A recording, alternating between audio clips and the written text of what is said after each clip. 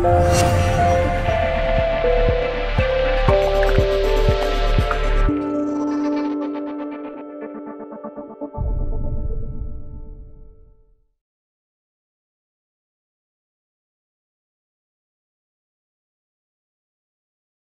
my name is Mason from Solax Power Europe. I'm the technical manager for the UK, and today we're going to be showing you the installation and the wiring of the new triple power battery. So this video here that we're going to show you today is purely concerned on the wiring of the battery itself, on the basis that you're familiar with how to install our inverters and chargers already. So the triple power comes in two different sizes, 4.5 and a 6.3 kilowatt hour. They have a 90% depth of discharge, and they are 100 volts per piece. You can have up to 4 of these in series of one particular size, so 4.5 kilowatts or 6.3.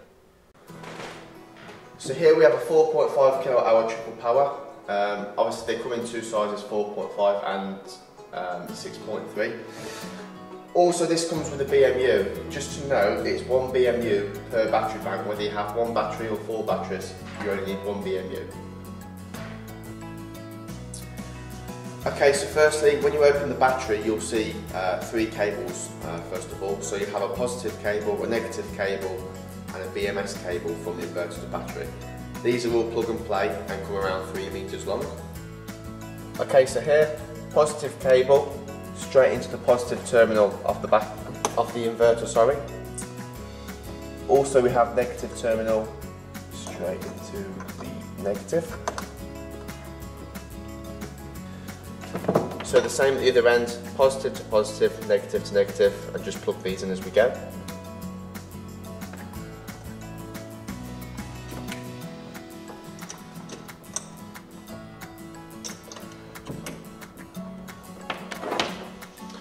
So that's your positive and negative terminations done.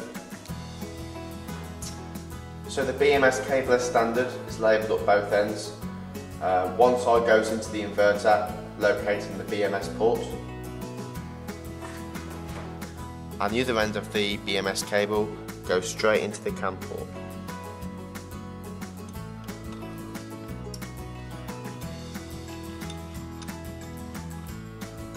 So the other cables that are needed here are the 3 that are provided. So we have what's called the X plug, which goes from BMU to battery, the communications cable in the middle, which goes from BMU to battery, and also here you've got the Y plug, which is the end plug for the end battery.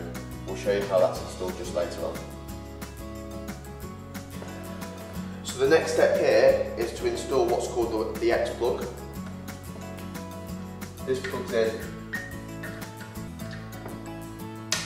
into the BMU, and the other end straight into the battery.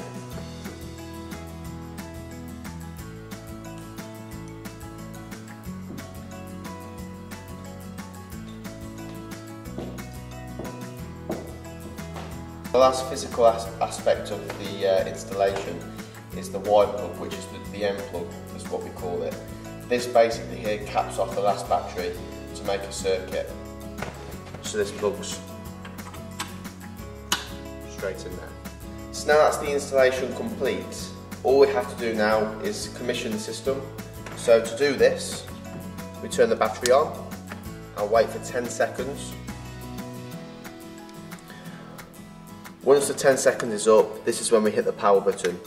This will then give voltage to the inverter or the AC charger.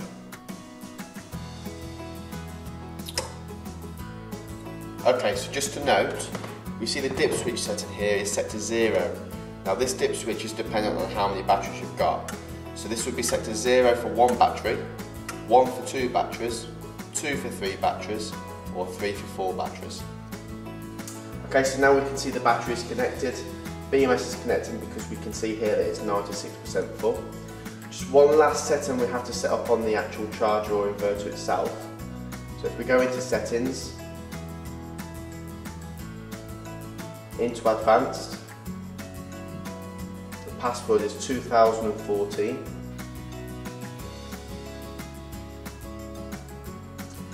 Down to battery, and then into charger. Now, This battery has a 90% depth of discharge, therefore the minimum capacity should always be set to 10%. This comes as standard on 20, so this will need changing. Other than that, that concludes the video for the installation of the triple power battery.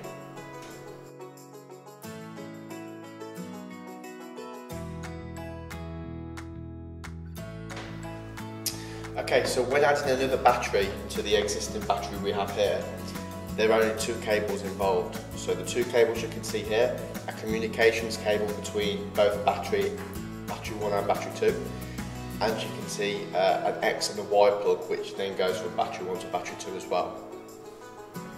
So the first connection is the Y plug on battery 1 to the X plug on battery 2 with the cable you've seen provided.